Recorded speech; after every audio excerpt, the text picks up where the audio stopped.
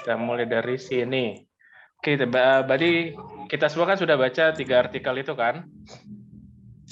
Nah, kita udah benar. Mungkin bisa ada yang ngasih gambaran yang maksud dari berita yang dibaca. Kita mulai dari artikel yang pertama. Gimana? Kemarin yang dapat artikel pertama, Kak? Ya. Ya ini ya? Kak ini dapat artikel pertama ya? Ya. Kedua sama kayak Ratil. Oh, Kak Ratil yang pertama. Nah, saya itu yang kedua, pertama. yang kedua. Oh, Kak Isti. Oke. Yang kedua. Coba kita sedikit elaborasi. Artikel masing-masing tentang apa sih? Nah. Oke, kita mulai dari artikel yang pertama ya. Yoi. Oke, saya menjelaskan di sini apa yang saya ambil pemahaman tentang artikel pertama. Itu disebutkan di sana apa namanya, Kemendikbud Nadiem Makarim itu mengatakan alasan beliau mengapa kurikulum K13 itu diganti ke kurikulum Merdeka. Jadi ada poin-poin di sana yang saya ambil. Yang pertama, mengapa dia mengganti kurikulum K13 ke kurikulum Merdeka? Karena yang pertama, kurikulum K13 itu tidak fleksibel menurut beliau. Gitu. Dari segi waktunya, dari segi materinya, dari segi cara penilaiannya. Nah, di sana dari segi materi itu, materinya yang terlalu padat di kurikulum K13. Jadi guru itu tidak bisa fokus mau menjelaskan yang mana dulu, karena kan setiap materi itu mempunyai tingkat tingkat kesulitan yang beda-beda.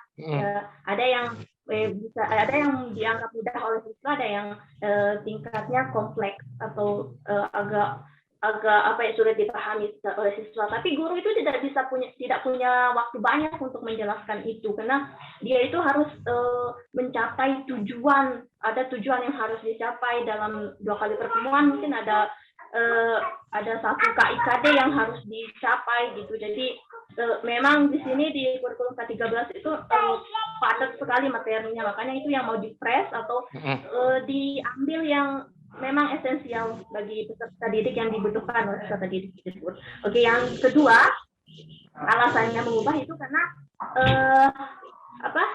materi yang ada di kurikulum K13 itu terasa membosankan dan kurang beragam gitu.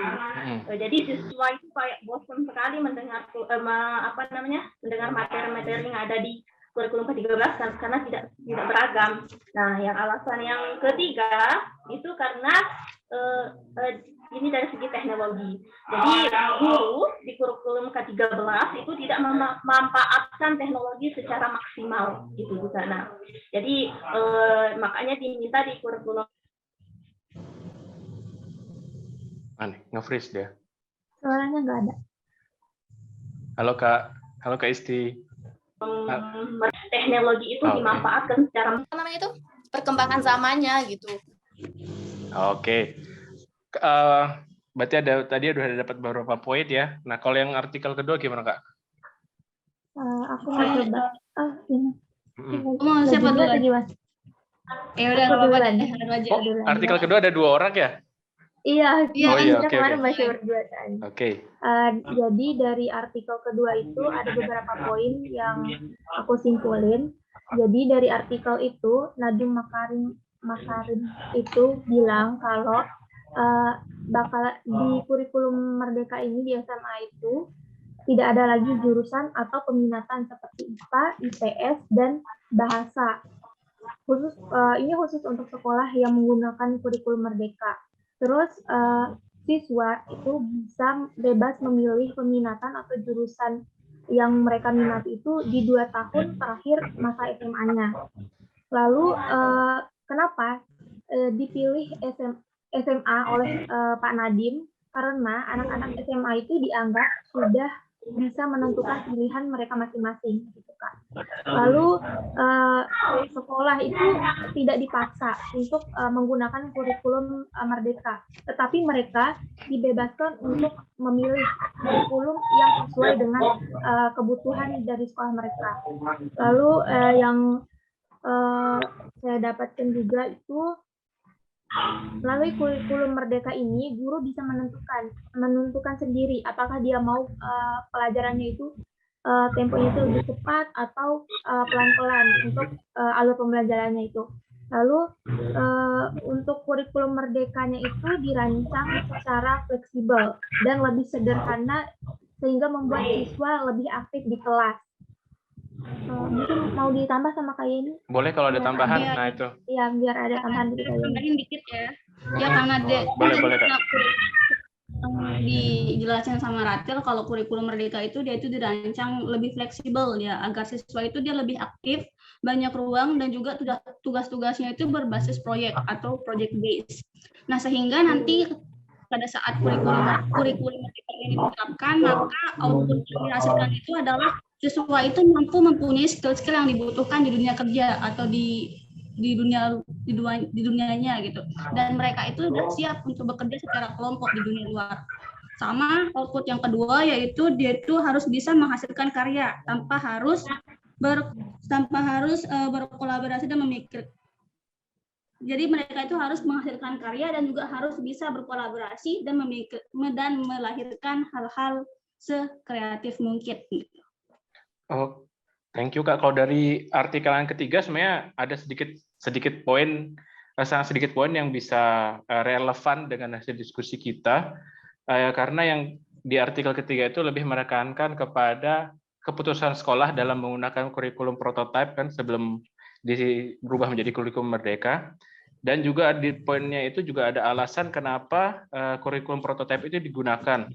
Karena kurikulum prototipe yang kemudian akan disebut kurikulum Merdeka itu mereka mengedepankan karakteristik siswa. Berarti kan kalau kita bilang karakteristik siswa zaman sekarang itu berarti kita bahas karakteristik siswa abad 21 kan, abad 21. Berarti di situ bakal kenapa kurikulumnya ini berubah karena pertama disesuaikan dengan karakteristik siswa. Yang kedua juga buat beberapa sekolah siswa itu dapat memilih sendiri pelajaran yang diinginkan. Jadi mirip kita kalau kita kuliah itu kayak kita milih mata kuliah pilihan atau mata kuliah jurusan kali ya. Jadi kita bebas memilih mata kuliah yang mana. Nah, kalau dari artikel ketiga itu. Nah, kalau sekiranya dari tadi ada beberapa hal terkait tidak fleksibel, habis itu kurangnya pendalaman terhadap materi baik guru kepada murid dengan kurikulum sebelumnya, apakah hal-hal tersebut itu berkaitan dengan pengembangan kurikulum yang sekarang, kalau menurut Kakak? Iya, berkaitan. Tentu sih berkaitan. Dalam menurut saya. Berarti kan ada dalam hal apa, Kak? Apa? Dilanjutkan aja dulu. Berarti kan tadi hal-hal tersebut itu bentuk evaluasi dari kurikulum yang sebelumnya kan? Iya. Ya, berarti kita dapat satu poin nih, evaluasi dari kurikulum sebelumnya itu salah satu hal yang menjadi pertimbangan dalam pengembangan kurikulum. Nah, mungkin ada yang mau ditambahin? Hal-hal tersebut berkaitan dengan pengembangan kurikulum atau gimana? Oke, kalau menurut saya sih berkaitan dengan pengembangan kurikulum yang tadi itu ya atau apa? Iya kan tadi banyak tuh hal-hal yang kayak kurang fleksibel, habis itu materinya terlalu padat. Itu sih karena kan kurikulum itu juga kan menuntut kebutuhan zaman. Iya benar. Kebutuhan zaman. Jadi dia itu bersifat kontinuitas juga. Dinamis ya. Kontinuitas juga gitu, berkesinambungan. Karena manusia itu kan manusia itu pemikirannya itu kan berubah-ubah gitu. Pemikirannya itu makin luas, makin pengetahuannya itu makin luas. Jadi kurikulumnya juga harus ikut perkembangan zaman ini gitu. Biar tetap relevan nggak ya? Biar tetap relevan. Oke, berarti ada poin tadi, berarti pengembangan kurikulum harus relevan dan kontinuitas, apalagi tadi ya? Iya. Sama mengikuti mengikuti perkembangan zaman, benar. Iya, perkembangan zaman dia. Benar. Sama materinya juga kan di artikel 2 kan dikatakan bahwa kalau tidak ada pengelompokan IPA, IPS sama bahasa itu lebih ke simplify materi nggak sih menurutnya? Soalnya kan materi-materinya itu terlalu padat di kurikulum yang sekarang jadi sederhanakan. Benar.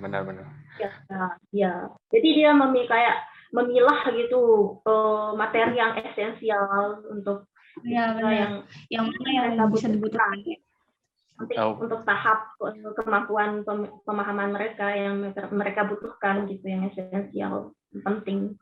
Oke, berarti udah beberapa poin kita dapatkan kan. Nah, kita maju ke poin yang ketiga. Menurut Anda, apakah kebijakan pemerintah tentang kurikulum berdampak pada proses pembelajaran yang Anda lakukan?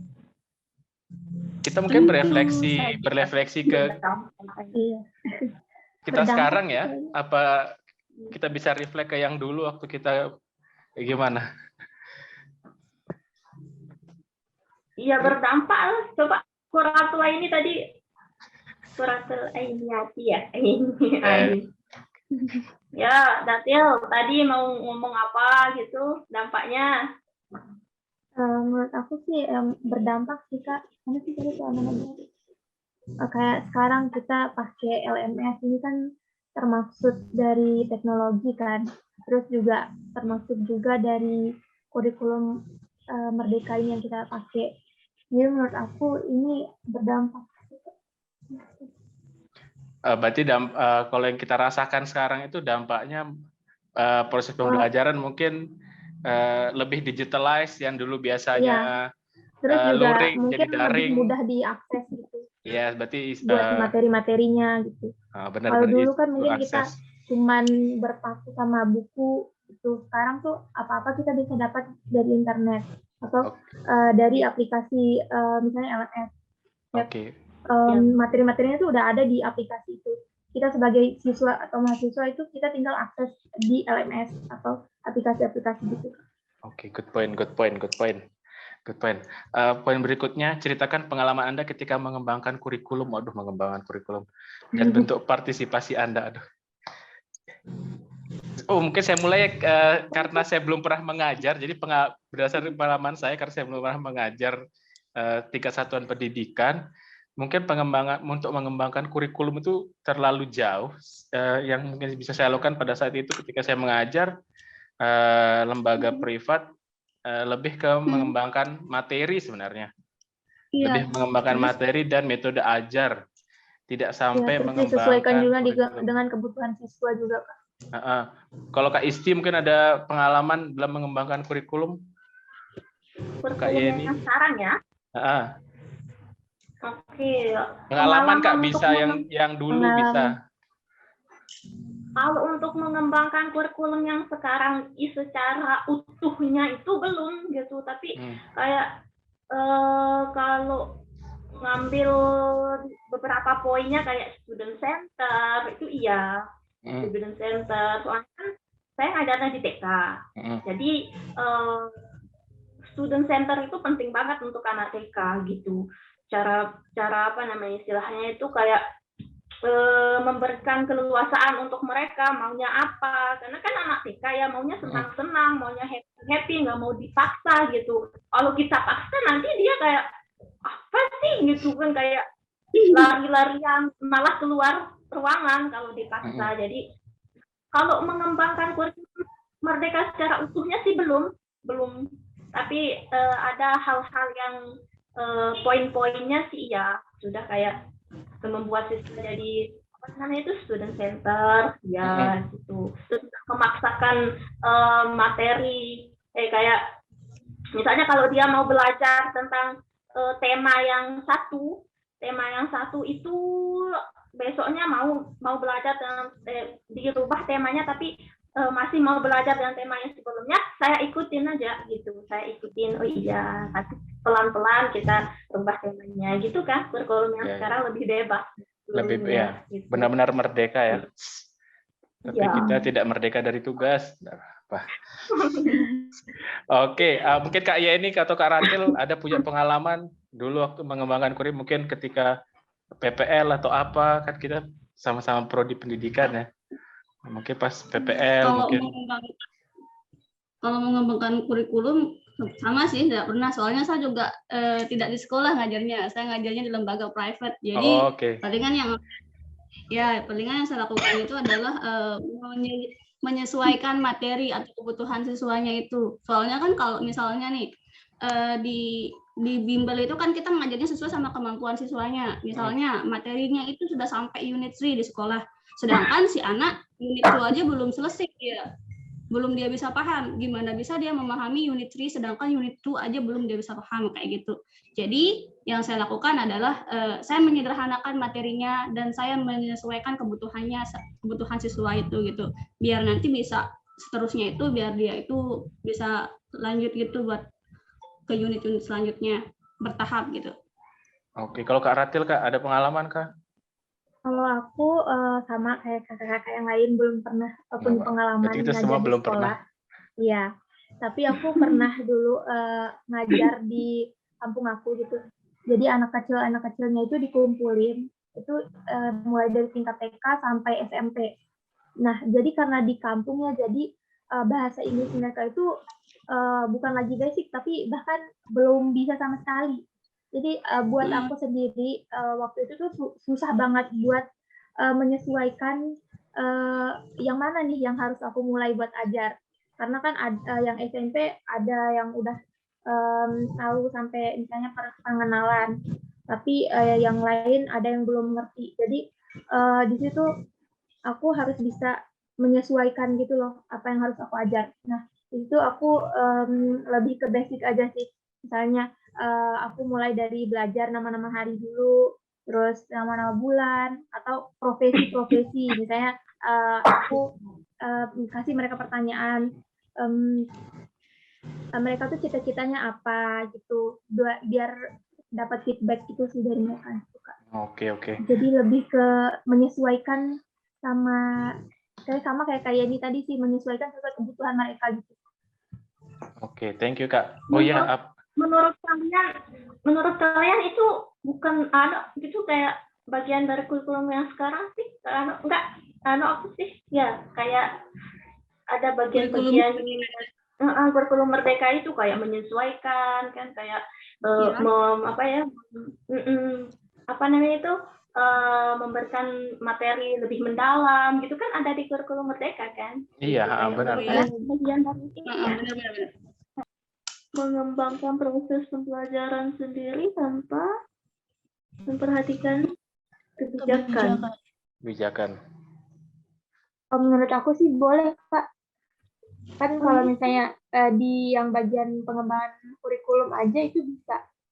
Karena karena di sini katanya itu disesuaikan dengan kebutuhan di sekolah itu gitu. Jadi menurut aku kayaknya ini juga bisa sih kita kembangkan, karena disesuaikan kayak di kondisi geografis, daerah, dan kebutuhan siswa aja tuh beda-beda, jadi harus disesuaikan. Kalau pengen dirubah, pengennya kayak gimana?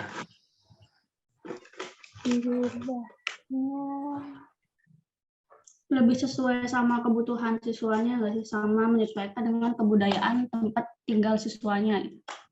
Kalau saya pengennya materinya lebih sedikit sih, nggak sebanyak sekarang. Lebih setuju ke yang siswa memilih sendiri. Misalnya kan kita banyak lihat intelijensi siswa kan beda-beda. Jadi misalnya kayak anak dengan intelijensi yang kinestetik atau lebih ke psikomotor tuh, mereka nggak usah mementingkan ya, maksudnya tidak terlalu mementingkan kayak yang ya IPA atau musik atau segala macam lah. Jadi khusus sesuai dengan intelijensinya sendiri. Jadi saya lebih setuju sih kayak kurikulum prototipe itu yang murid memilih apa yang ingin dia pelajari sebenarnya. Jadi lebih karena mereka pengen belajar, jadi mereka itu punya motivasi intrinsik itu loh. Saya suka, saya belajar, nah kayak gitu. Jadi tidak perlu ada paksaan ketika belajarnya itu. Misalnya saya suka kimia nih, saya suka kimia, saya ambil kimia aja lah, nah kayak gitu. Ketika dia belajar kimia kan karena dia sudah suka, dari ada motivasi, jadi kita tinggal sebagai guru tinggal memfasilitasi aja, jadi enak. Kalau siswanya bisa sendiri. Kalau saya sih pengennya kayak gitu. Kalau Kak Isti gimana? Kak Isti sama Kak Ratil gimana? Pengennya kayak gimana? Setuju sih Kak sama kakak itu, sama katanya Kak Danis tadi.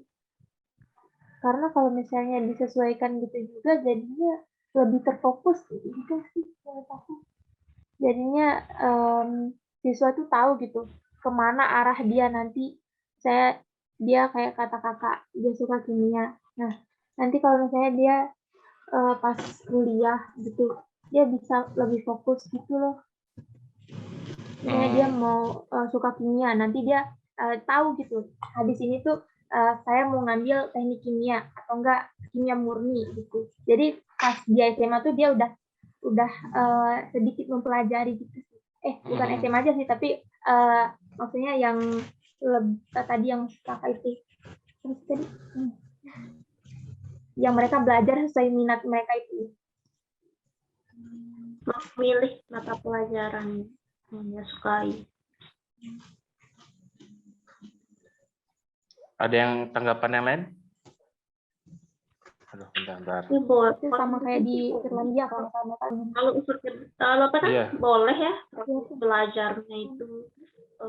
Misalnya kan beda-beda karena kan kita sebagai guru kita yang mengerti ini kebutuhan siswanya itu apa. Ya, siswanya itu butuhnya apa dalam proses belajar itu biar siswa itu juga bisa cepat paham gitu, mengerti. Tapi dalam konteks tetap pada jalurnya, tapi prosesnya itu kan beda-beda gitu. Oke, berarti banyak tuh pengennya seperti apa, bisa kita ambil beberapa poin. Nah, yang terakhir adalah menurut kakak-kakak di sini bagian apa yang perlu diperbaiki dari kurikulum sebelumnya? Berarti kurikulum ke-13 ya? Kurikulum sebelumnya ke-13 kan? Iya. Iya. Nah, kira-kira apa yang perlu diperbaiki? Yang perlu diperbaiki kan ke-13. Ya, kurikulum sebelumnya kan berarti ke-13 kan? Kurikulum sebelum ini. Nah, berarti kira-kira dari situ apa sih yang perlu diperbaiki? Kalau menurut aku materinya mungkin bisa dipadatin, jangan terlalu banyak. Oke, pertama materi ya, materi. Oke. Ya. Ada lagi? Kalau saya sih penilaiannya, cara penilaiannya. Gitu. Penilaian, ada materi, ada penilaian. Oke. Ada lagi? Cara belajarnya sih ya. Penilaian, materi, penilaian cara belajar. Oke. Oke, berarti ada materi, ada penilaian di cara belajar, ada apa lagi ya? Kira-kira yang apa saja perlu dirubah dari kurikulum sebelumnya? Saya kurang begitu familiar dengan K13 sebenarnya. Cuma saya banyak mendengar kalau K13 itu penilaiannya agak apa ya? Agak bisa dibilang agak aneh sih, terutama dalam menilai sikap. Menilai sikap. Nah, itu saya agak ruwet juga. Agak ruwet menilai sikapnya kayak gitu. Oke. Berarti dari hasil diskusi ini yang dimaksud dengan pengembangan kurikulum adalah oke. Mungkin saya kasih sedikit saya tambahin kesimpulannya ya. Berarti pengembangan kurikulum itu adalah perubahan kurikulum yang di mana perubahan ini dilandasi dengan beberapa landasan. Tadi pertama kan ada evaluasi dari kurikulum sebelumnya. Nah, kita lihat kan dari kurikulum sebelumnya itu ada kayak lebih kaku, terlalu banyak materi, berarti kan evaluasi. Terus yang kedua adalah perubahan karakteristik generasi atau peserta didik atau karakteristik siswa. Semakin ke sini kan tentu karakteristik peserta didik kan semakin berbeda. Jadi kurikulum harus dirancang sedemikian rupa dan dikembangkan mengikuti itu kan. Nah, itu sih yang bisa saya simpulkan dari mengapa kurikulum harus dikembangkan seperti itu. Mungkin ada tambahan terakhir. Ada tambahan?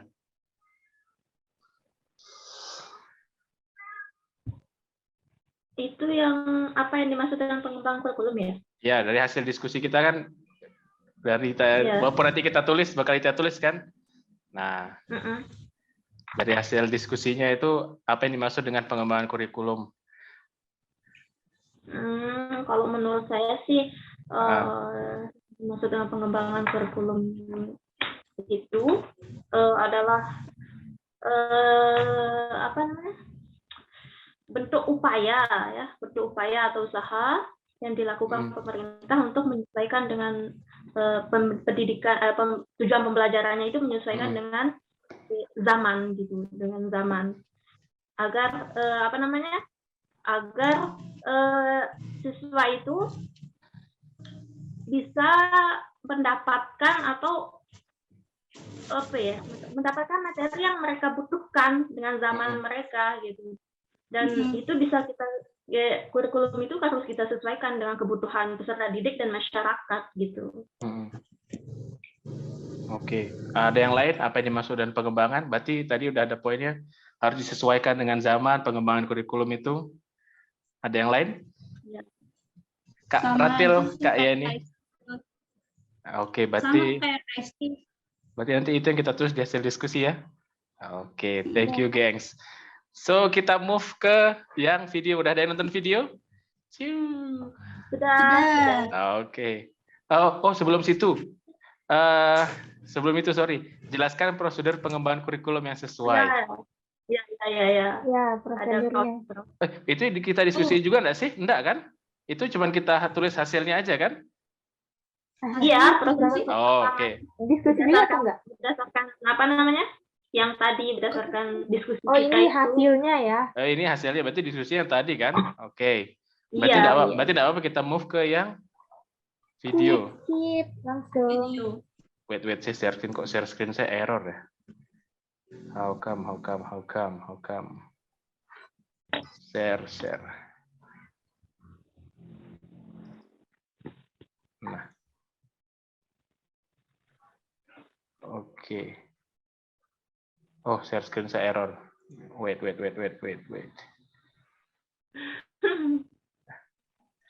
Oke, nah, udah sampai share screen dah. Kita langsung aja. Oke, berarti setelah nonton video itu, kita dapat bagian bagaimana menjelaskan secara rinci tentang prinsip kontinu dan contoh implementasinya dalam pembelajaran. Serta rumuskanlah prinsip relevansi kurikulum di salah satu sekolah. Oke. Saya pakai Korotil yang mulai. Karena saya dapat materi saya juga, saudara. Ini kita jelasin dari penjelasan. Iya, dari video itu. Video itu kita kan bagi dua. Aku yang bagian rumusan prinsipnya. Oh, boleh. Berarti saya jelasin yang pertama ya. Oke. Iya. Mungkin kakak nanti ada bisa nambahin. Yang sepemahaman saya dari ketika menonton video itu dan membaca beberapa artikel. Jadi dalam pengembangan kurikulum itu ada beberapa hal yang perlu kita perhatikan. Yang pertama itu adalah landasan pengembangan kurikulum itu dan prinsip yang digunakan. Nah, pada kali ini kelompok kita kan mendapat prinsip kontinuitas.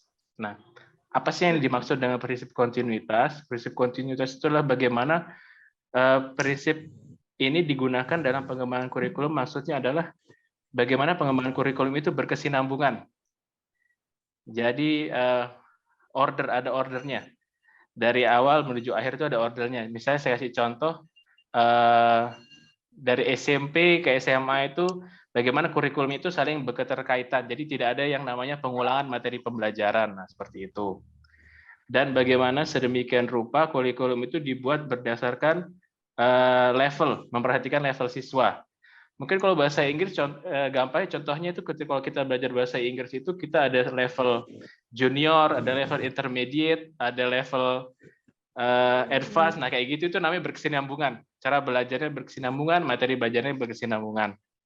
Nah, kalau saya bisa kasih contoh mungkin ketika kita kelas 7 ya, kelas 1 SMP, itu saya lihat materinya adalah yang pertama adalah how to introduce siswa itu, introduce themselves sebagai siswa. Yang kedua, materi pembelajaran selanjutnya adalah bagaimana mereka deal with other people. kayak bagaimana mereka menyapa orang, bagaimana melakukan transaksional segala macam. Nah, itu tuh dimulai dari hal yang terdekat dengan mereka, habis itu bagaimana mereka mengekspandnya ke society. Nah, jadi ada urutannya, dan urutannya itu saling terkait satu sama lain. Nah, itu maksudnya sepemahaman saya berkesinambungan. Kurikulum itu dalam segi materi pembelajaran ya, seperti itu. Mungkin bisa ditambahin sama Rotil.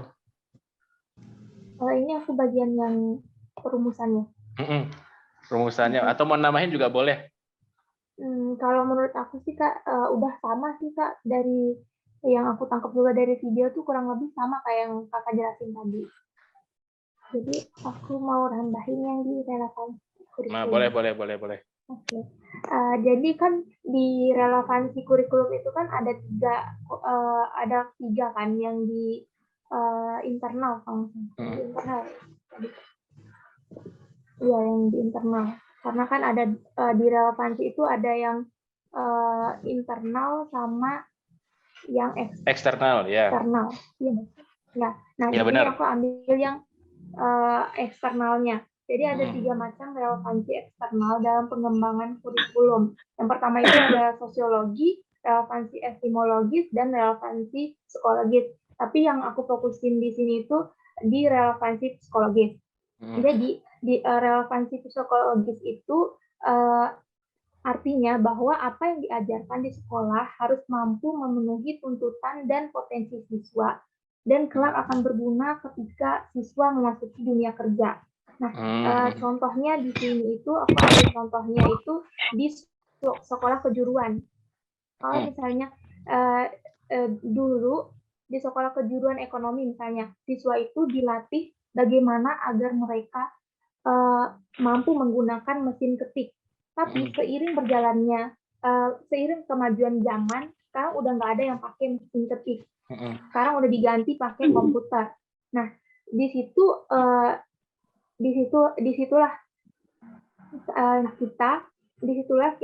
sekolah, disitulah dengan demikian keterampilan mengoperasikan komputer harus diajarkan kepada siswa. Dari hal ini, sekolah bisa menambahkan prinsip sesuai dengan apa yang dibutuhkan oleh siswa. Nah, aku juga punya contoh lain, misalnya di sekolah perhotelan. Kalau perhotelan kan pasti berhubungan erat sama turis dan orang-orang di luar negeri. Jadi mereka harus bisa menguasai bahasa asing. Nah, mungkin dari sekolahnya itu bisa membuat prinsip atau menambahkan prinsip yang sesuai dengan siswanya. Jadi dibuat satu mata pelajaran khusus untuk bahasa asing di sekolahnya gitu. Mungkin ada yang boleh kalau ada yang nambahin, yang sudah nonton video silahkan. Kak Yeni, Kak Isti. Itu yang aku tangkap sih dari videonya. Videonya lumayan panjang, 10 menitan lah. Iya. Hai Kak, ada yang mau nambahin Kak? Sama itu kan tadi yang dikasih tahu sama Ratil kalau penyesuaian materi ya yang sesuai sama kebutuhan siswa. Iya. Menurut saya itu dalam bahasa Inggris itu udah ada ya, ada kan namanya ESP, English for Specific Purpose, yang tujuannya itu khusus untuk kalau perhotelan ya perhotelan, kalau yang ekonomi yang English ekonomi kayak gitu. Jadi sebenarnya sudah ada, cuma pengimplementasiannya aja yang kurang kayaknya ya. Aku baru tahu juga soalnya. Tadi kan sempat dibahas tuh tadi yang di grup itu, maksudnya bagaimana sih cara merumuskan relevansi kurikulum itu di sekolah kan? Saya mencoba untuk mengerti. Jadi namanya relevansi dalam kurikulum tadi benar Kak Ratil bilang ada relevansi intrinsik, yaitu dari kurikulumnya itu sendiri. Jadi ada 4 komponen kan, yaitu ada tujuan dulu, strategi, isi, sama evaluasi. Nah, itu unsur intrinsik dalam kurikulum. Nah, unsur ekstrinsik tadi ada macam-macam kan, sosial, budaya, segala macam. Nah, kalau kita disuruh merumuskan, yang pertama saya dalam pikiran saya ini, in my sotoy opinion ya, kita harus melihat kebutuhan siswanya dulu. Unsur ekstrinsiknya dulu yang kita lihat. Bagaimana keadaan siswa, bagaimana karakteristik siswa. Nah, baru kita merumuskan tuh intrinsik dalam kurikulum 4 konsep tadi itu mau seperti apa? Apa sih dari karakter ini, apa sih yang mau dikembangkan? Dari pengetahuan sisi, apa sih yang mau dikembangkan? Nah, relevan hubungan, bukan saya bilang relevansi, hubungan antara prinsip relevansi dengan kontinuitas ini, saya rasa lebih ke relevansi yang intrinsik ya. Bagaimana misalnya kesinambungan antara dalam materi pembelajaran, berarti materi pembelajaran ini masuk ke dalam isi dari kurikulum itu. Model pembelajaran, materi pembelajaran kan masuk isi. Apakah masih berkesinambungan enggak? Masih relevan enggak? Misalnya tadi kita belajar how to introduce, kita di SMP misalnya, how to introduce yourself, ternyata anak SMP zaman sekarang tuh sudah levelnya sudah tinggi, bahkan sudah bisa bikin kompleks sentence segala macam. Nah, itu yang keterkaitan antara kesinambungan dengan relevansi di intrinsik. Jadi mungkin kesinambungannya itu bisa kita mundurkan, mungkin kita belajar how to introduce dari SD misalnya, karena pada saat itu mungkin anak SMP sudah jauh lebih pintar daripada yang sekarang gitu, kurikulum yang sekarang seperti itu. Itu menurut pendapat saya, karena kita disuruh merumuskan kan. Iya. Merumuskan, nah itu. Jadi yang pertama dilakukan adalah melihat karakteristik siswa, student needs ya, kalau kita dulu belajar ya, students need. Iya. Nah itu. Mungkin ada tambahan? Disesuaikan dengan kebutuhannya ya. Kalau disuruh merumuskan, yang pertama kita lihat berarti ya kebutuhan siswanya, kebutuhan, pengetahuan dan karakteristik siswa yang kita lihat, baru kita sesuaikan isi kurikulumnya, tujuannya apa, strateginya bagaimana, isinya kayak gimana, penilaiannya kayak gimana, kayak gitu. Supaya tetap relevan kan, background anak itu seperti apa, seperti itu. Itu sih menurut saya kalau relevansinya. Ada tambahan? Nice, oke sih, mantap. Senang saya dengar oke sih. Oke, if there is jadi rangkuman, jadi apa? Dari hasil diskusi kita gitu. Iya, itu nanti ya itu yang kita tulis ya nanti di teks itu. Iya. Oh ya, untuk yang di teksnya itu, yang di Google Doc itu, kalau ada yang mau nambahin, silahkan. Kalau nggak ada yang mau direvisi, juga silahkan. Aku udah tambah tadi yang bagian rumusan. Nanti dilihat ya Kak, takutnya ada yang salah atau ada yang mau nambahin. Boleh. Oke. Sip. Oke, bisa kita saling koreksi. Saya juga boleh tuh yang prosedur pengembangan kurikulum, mungkin ada yang mau ditambahin atau mau direvisi dikit. Kak Yeni nggak bisa buka, beneran nggak bisa buka? Yang Google Doc-nya? Google Doc-nya. Soalnya udah saya... Bisa saya buka. Oh iya, tinggal diedit aja. Tinggal diedit aja sudah. Coba lihat yang aku ketik tadi masuk nggak? Masuk. Yang paling bawah kan? Oh. Iya, masuk. Kirain nggak bisa lihat. Kalian juga bisa ya kasih masukan tuh di apa namanya itu, pendapat apa yang dimaksud dengan pengembangan kurikulum itu. Iya, bisa dirubah aja Kak, langsung enggak apa diketik situ. Iya. Langsung diketik situ aja. Kalau mau ditambahkan gitu dari hasil diskusi kita yang tadi. Oke, berarti cukup diskusinya? Cukup. Oke, thank you so much. Thank you atas partisipasinya. Semoga kita sukses PPG kali ini. Amin. Goodbye, thank you. Assalamualaikum. Sampai jumpa besok guys. Sampai ketemu besok.